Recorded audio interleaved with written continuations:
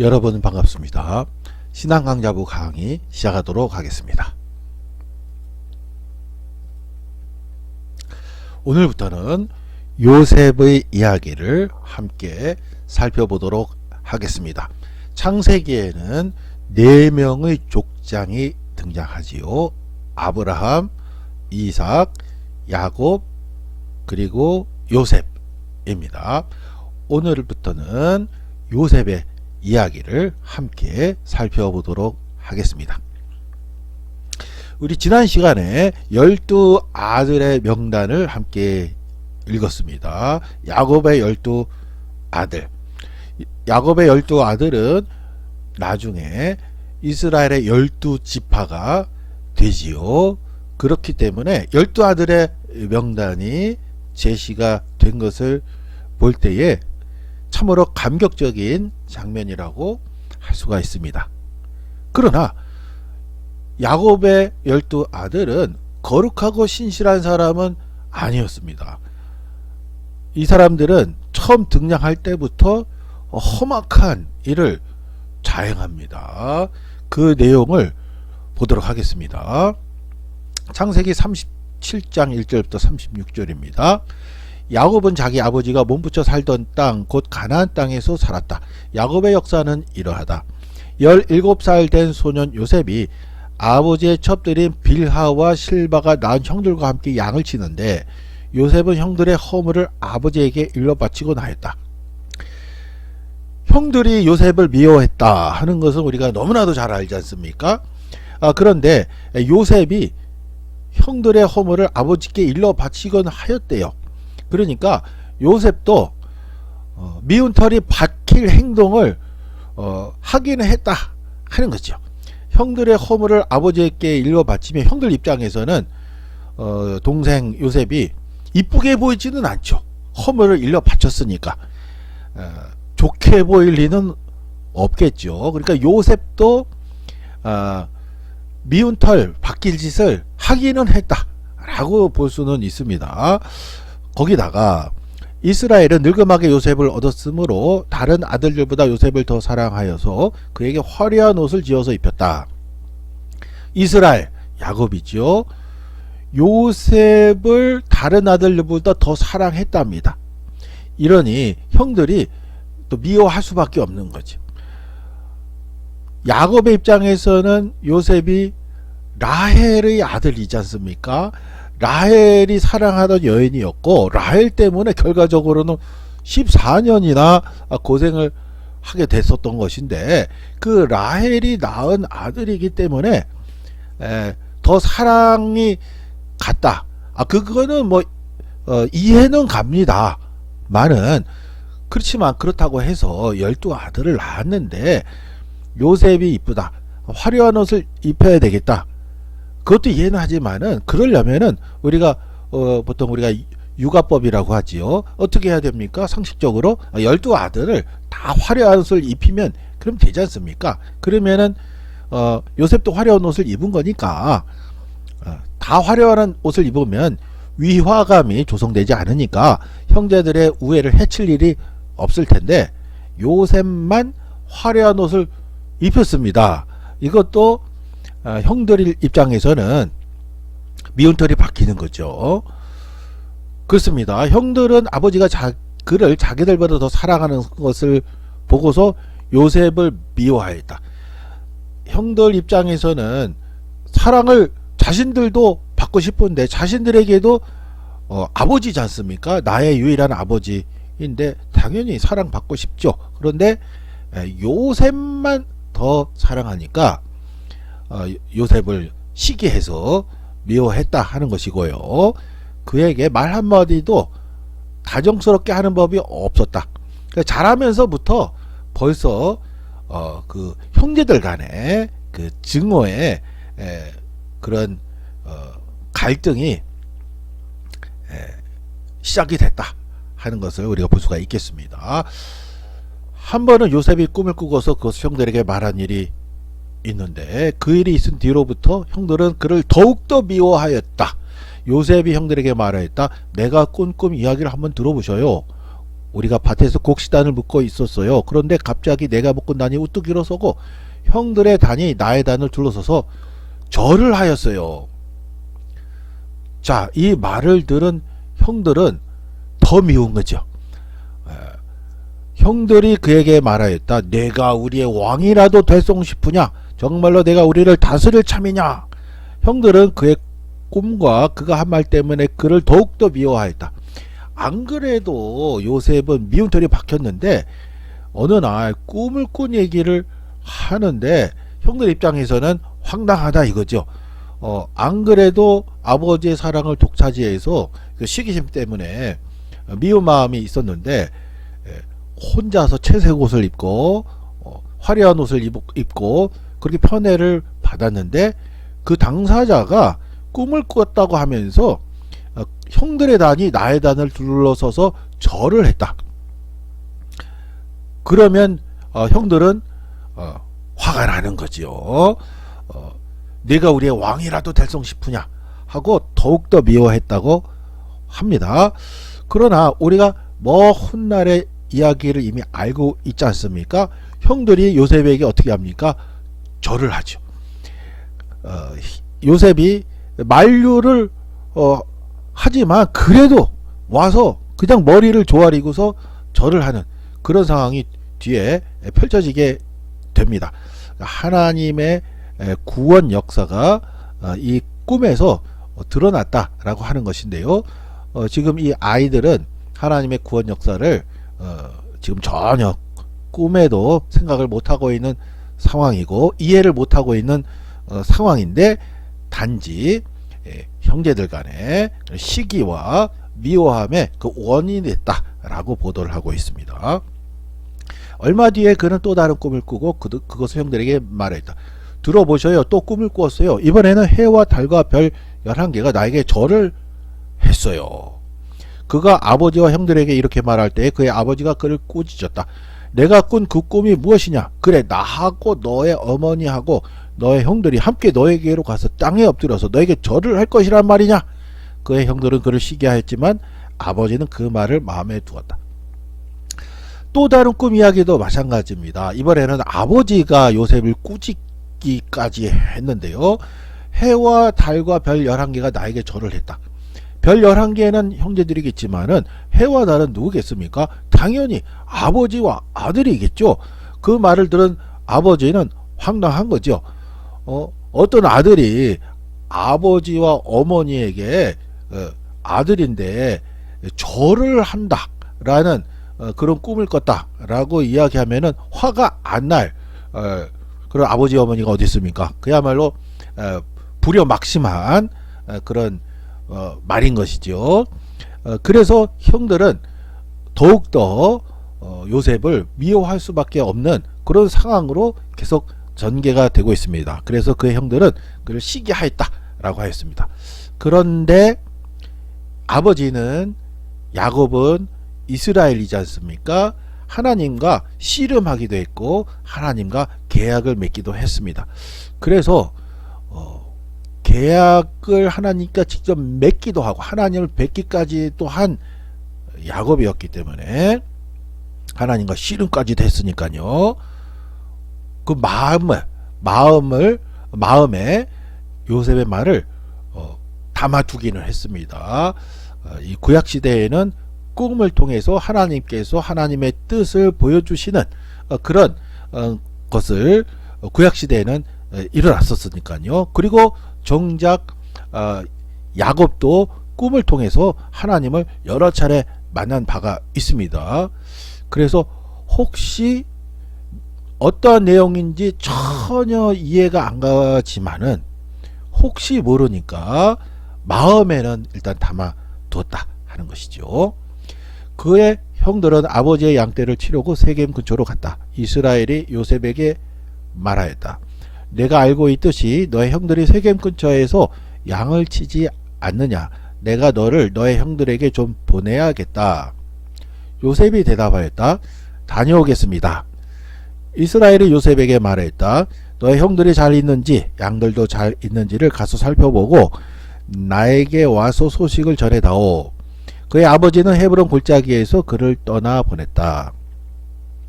요셉이 세겜에 도착하였다. 어떤 사람이 보니 요셉이 들에서 헤매고 있었다. 그가 요셉에게 물었다. 누구를 찾느냐? 요셉이 대답하였다. 형들을 찾습니다. 우리 형들이 어디에서 양을 치고 있는지 나에게 알려주시겠습니까? 그 사람이 대답하였다. 너의 형들은 여기에서 떠났다. 도단으로 가자고 하는 말을 내가 들었다. 그래서 요셉은 형들을 뒤따라 가서 도단 근처에서 형들이 있는 곳을 알아냈다. 그런데 그의 형들은 멀리서 그를 알아보고서 그를 죽여버리려고 그가 그들에게 가까이 오기 전에 음모를 꾸몄다. 12아들은 이스라엘의 12지파가 되게 됩니다. 12아들의 명단이 등장했다고 하는 것은 실로 감격적인 장면이라 할 수가 있는데, 그런데 이 12아들이 처음 등장하는 장면은 살인을 모의하는 이런 끔찍한 장면입니다. 그들은 서로 마주보면서 말했다. 야, 저기 꿈꾸는 녀석이 온다. 자, 저 녀석을 죽여서 아무 구덩이에나 던져놓고 사나운 들짐승이 잡아먹었다고 하자. 그리고 그 녀석의 꿈이 어떻게 되나 보자. 무시무시한 살인 계획을 공모하였습니다. 이 12아들의 처음 등장 장면은 뭔가 좀 감격적이고 거룩하고 그런 장면이 되면은 좋았을 뻔했는데, 무시무시한 살인의 계획을 하였고, 거기다가 알리바이까지 세웁니다. 사나운 들짐승이 잡아먹었다고 하자고, 거짓말하자고 말을 맞추기까지 했습니다. 그런데 이런 살해 동기가, 그것도 심지어는 가족입니다. 자기 동생인데 죽일 계획을 세우고, 그리고 들짐승이 잡아먹었다고 거짓말할 알리바이까지 세웠는데, 그 동기가 무엇이냐? 저 녀석의 꿈이 어떻게 되나 보자. 그 꿈 이야기가 그랬다고 하는 겁니다. 꿈 이야기에 이 형들이 그야말로 원한이 꼽혔다. 죽이기까지 할 정도로 화가 났다 하는 것을 볼 수가 있습니다. 이 자존심이 아주 크게 상했던 것이죠. 동생인데 우리가 절을 한다고? 그렇게 꿈을 꿨다고? 그걸 천진난만하게 말을 하기까지 해? 이놈 어디 두고 보자. 죽여버리면은 죽은 사람한테 절을 할 수는 없지 않습니까? 없으니까. 그러니까 죽여버리자. 이 꿈 이야기가 결정적으로 죽여버리는 그 결정적인 모티브를 제공했다 하는 그런 5가지 이들의 대화를 통해서 알 수가 있습니다. 그런데 제일 큰 형이죠. 르우벤, 12아들들의 맞이. 르우벤은 제일 큰 형이기 때문에 아무래도 나이 차이도 더 그나마 좀 제일 많이 나고 하니까 또 제일 큰 형의 또 책임감도 있고, 그러니까 그랬던 모양입니다. 요셉 편을 들게 됩니다. 르우벤이 이 말을 듣고서 그들의 손에서 요셉을 건져내려고 그들에게 말하였다. 목숨만은 해치지 말자. 피를 흘리지 말자. 여기 들판에 있는 구덩이에 그 아이를 던져 넣기만 하고 그 아이에게 손을 대지는 말자. 르우벤이 만류합니다. 제일 큰 형이기도 하고, 그래서 그랬던 것으로 추정이 됩니다만은, 우리가 성경의 보도를 또 자세히 보면은요, 이 12아들이 요셉을 제외하고 베냐민을 제외하면 이제 10아들이 되겠죠. 살인을 지금 모의하지 않습니까? 이 무시무시한 장면, 험악한 장면을 연출하지만, 그렇다고 해서 지금 이 사람들을 악마적으로 묘사하고 있는 것도 아닙니다. 어디까지나 허물이 많은 우리 인간의 그러한 처절한 모습이 그대로 성경에 드러나 있다. 성경은 사람을 신성시해서 거룩한 성자로 묘사하지 않고, 좋은 면은 좋은 면대로, 나쁜 면은 나쁜 면대로 있는 그대로, 우리의 모습 있는 그대로 인간의 모습을 적나라하게 묘사한다 하는 것이 성경의 그 묘사에 보다 더 적합하다고 할 수가 있습니다. 이들이 살인 모의하는 것은 끔찍한 장면이기는 하지만은 그 중에 르우벤은 만류합니다. 나중에는 유다가 또 만류하기도 하지요. 그러니까 이렇게 하자 저렇게 하자 좀 우당탕탕하는 그런 인간의 적나라한 모습이 드러났다라고 볼 수가 있겠습니다. 르우벤은 요셉을 그들에게서 건져내서 아버지에게 되돌려 보낼 생각으로 이렇게 말한 것이다. 일단은 제일 큰 형이니까 그래서 그런지 동생 또 아끼는 마음이 또 이렇게 생겨났는 모양입니다. 요셉이 형들에게로 오자 그들은 그의 옷 곧 그가 입은 화려한 옷을 벗기고 그를 들어서 구덩이에 던졌다. 요셉이 편애받았다고 하는 것을 이제 시기했던 거죠. 꿈 얘기 때문에 죽이려고 한 거고 붙잡고서 화려한 옷부터 벗깁니다. 야곱이 요셉에게만 특별히 입혔던 사랑의 표시인 화려한 옷, 채색 옷을 벗겨버립니다. 그러니까 시기하는 그 내용이 확실하죠. 꿈 얘기 또 이 화려한 옷, 채색 옷 때문에 형들이 아주 이 동생 미워하는 마음이 아주 죽일 정도로 강렬해졌다 하는 것이 드러나고 있습니다. 그를 들어서 구덩이에 던졌다. 그 구덩이는 비어있고 그 안에는 물이 없었다. 큰일 났습니다. 구덩이에 던졌는데 혼자서 나올 수 없는 그런 공간입니다. 죽음의 그런 위기에 처하게 된 것이죠. 더군다나 물이 없습니다. 물이 없기 때문에 여기서 오래 버틸 수가 없습니다. 혼자 나갈 수가 없기 때문에 누군가 꺼내줘야 됩니다. 물이 없으니까 오래 버틸 수가 없으니까요. 먹을 거 없는 것은 당연하고요. 이 안에서 더 지체하다가는 죽을 수밖에 없는 그런 공간입니다. 이 안에 들어가게 된 요셉의 관점에서 보면은 컴컴한 이 구덩이 안에서 나갈 수는 없는데 저 위에 둥그렇게 하늘이 보입니다. 조그맣게요. 거기에 형들 얼굴이 슬쩍슬쩍 보이는데 얼마나 요셉이 두려웠을까요? 그리고 얼마나 모멸감을 느꼈을까요? 나 형들인데 나를 죽인다고 그렇게 한 거지 않습니까? 슬쩍슬쩍 보이는 그 얼굴은 나를 죽이는 살인자의 얼굴입니다. 얼마나 모멸감과 또 죽게 되었다는 이제 두려움, 그 극단의 상황이 느껴졌을까 하는 그 절체절명의 위기의 순간입니다. 그런데 25절의 경우에 제가 예전에 성경을 읽으면서 25절을 읽으면서 큰 충격을 받은 적이 있습니다. 25절은 다음과 같습니다. 그들이 앉아서 밥을 먹고 있는데 고개를 들고 보니 마침 이스마엘 상인 한때가 길앗으로부터 오는 것이 눈에 띄었다. 형들은 밥을 먹고 있었습니다. 저는 이 형들이 밥을 먹고 있었다 하는 이 장면에서 큰 충격을 받았습니다. 어떻게 동생을 죽인 거지 않습니까? 당장 죽은 건 아니지만은 죽이려고 구덩이에 넣었는데 꺼내주지 않으면 죽은 거죠. 꺼내줄 생각도 없었고 그러면은 사람을 살인한 건데 그러면 이제 다른 지역으로 가든지 해야 할 터인데 그 옆에 앉아서 밥을 먹었다고 합니다.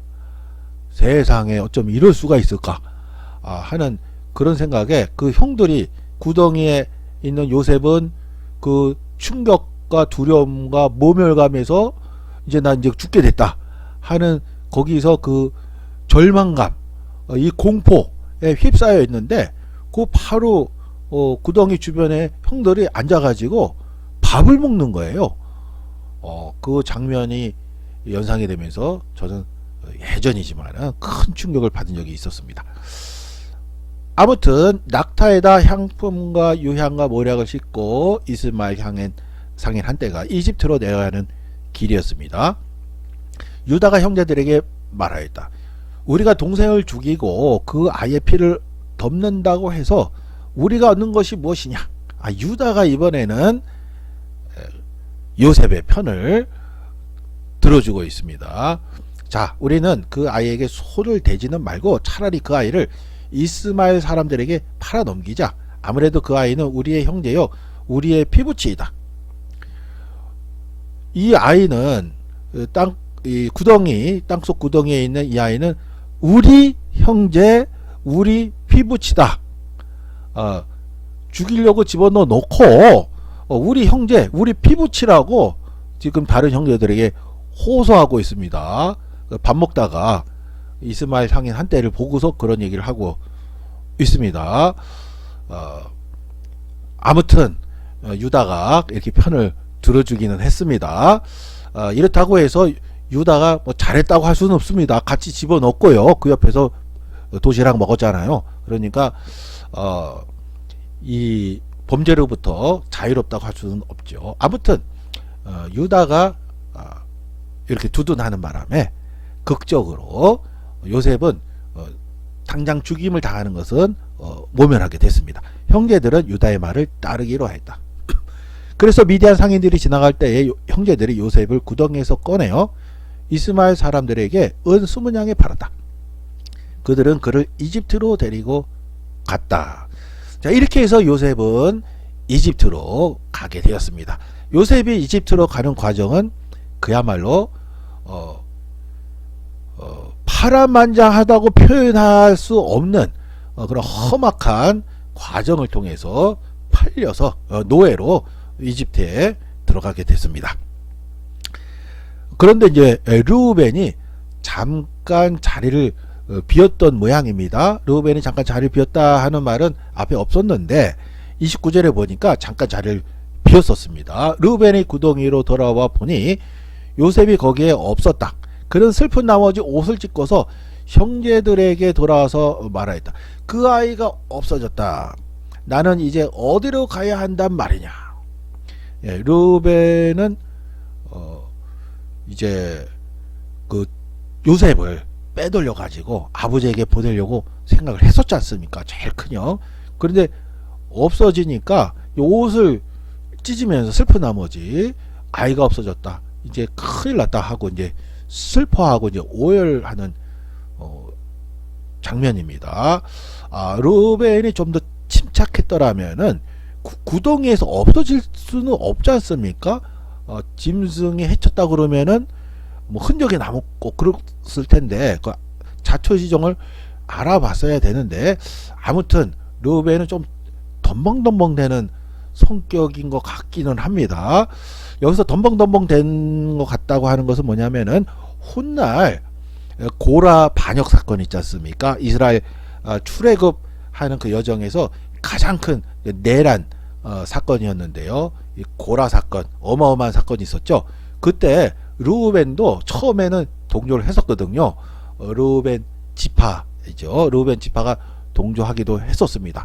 그러니까 이제 르우벤은 구약 성경에서 르우벤 나오는 것만 보면은 제일 큰 형이긴 한데 맏형의 그런 어떤 권위 있는 그런 모습을 보여주기보다는 조금 덤벙덤벙 되는 그런 모습이 조금 좀 인상이 좀 많이 남습니다.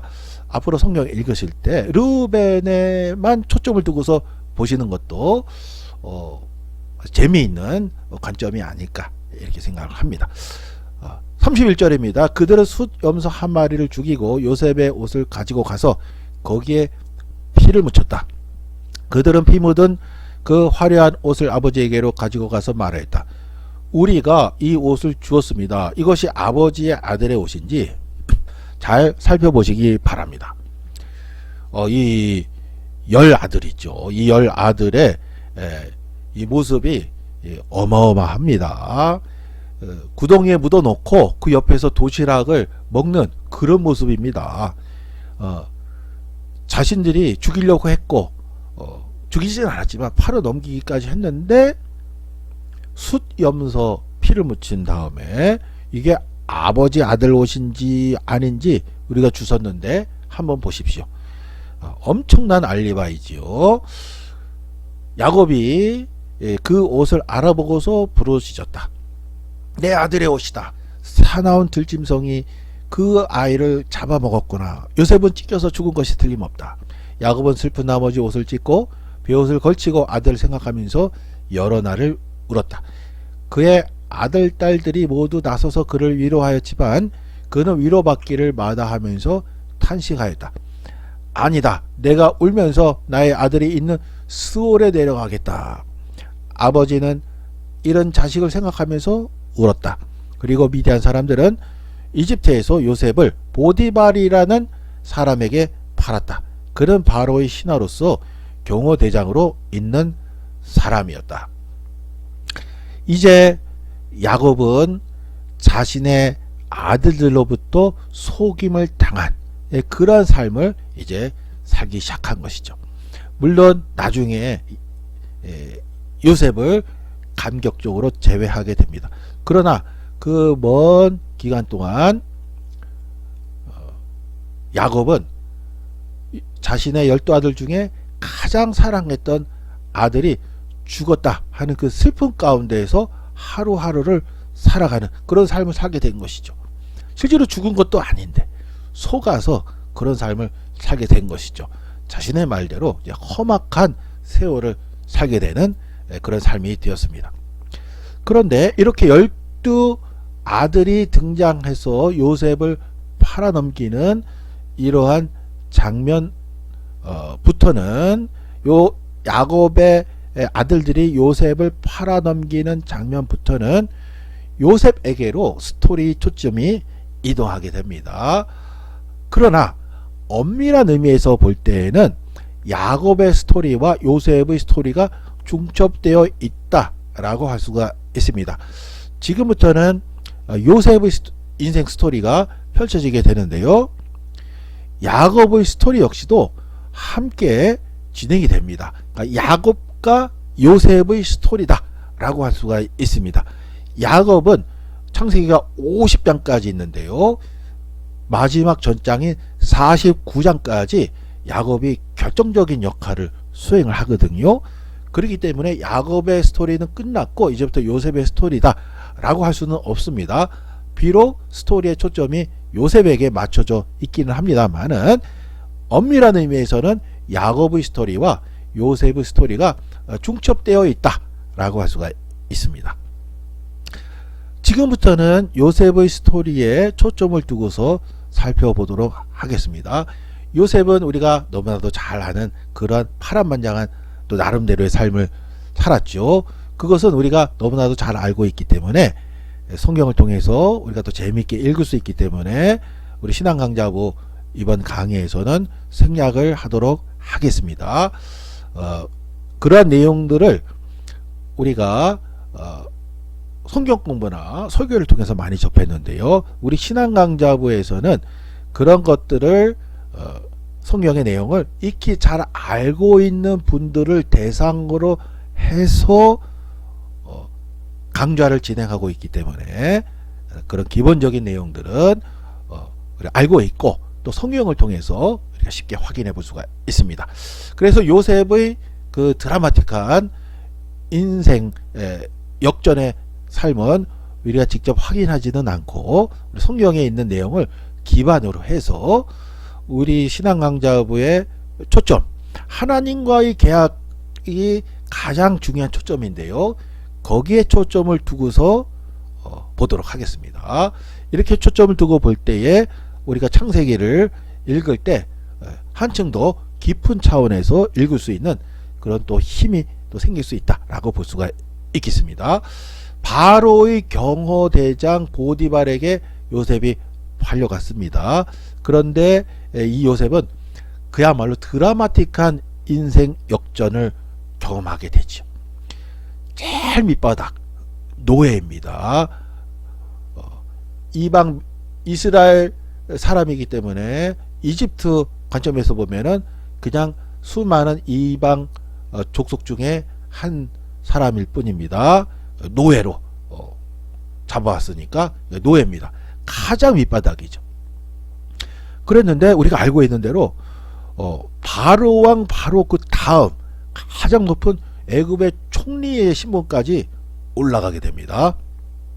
그야말로 드라마틱한 인생 역전이다 라고 말할 수밖에 없는 것이죠. 종의 신분에서 이스라엘 총리까지 등극을 하게 된 것이니까요. 물론 어려움은 많이 있었습니다. 보디발의 아내에게 유혹을 받았었지 않습니까? 요셉은 거절했는데 아내가 거짓말하는 바람에 감옥에 갇히기까지 했습니다. 요셉은 억울한 거죠. 형들한테 미운 털이 박힌 거 본인이 원인 제공을 어느 정도 했습니다만은 그렇다고 해서 자기를 죽이기까지 하려고 했고 또 팔아넘기기까지 한 거는 난 억울하다.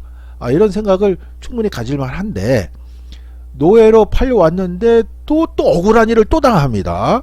보디발의 아내 때문에 억울한 일을 당해서 감옥에까지 가게 됐기 때문에 억울함에 억울함이죠. 그러면 웬만한 사람 같으면은 뭐 자포자기의 마음으로 이제 무너질 수가 있는데 그런데 요셉은 그렇지 않았어요. 꿈의 사람입니다. 꿈을 갖고서 그런 어려움이 별로 영향을 끼치 않은 것처럼 감옥에 가서도 잘 적응하고 아주 잘 삽니다. 거기 있는 간수들과 사람들하고도 잘 소통하고 감옥에 갖다 놔도 잘하고 보디발의 집에 노예로 팔려가서도 잘하고 요셉은 부하거나 가난하거나 어떠한 상황에서도 잘 적응하는 항상 그 밝은 마음을 가진 그런 사람으로 좀 보여집니다.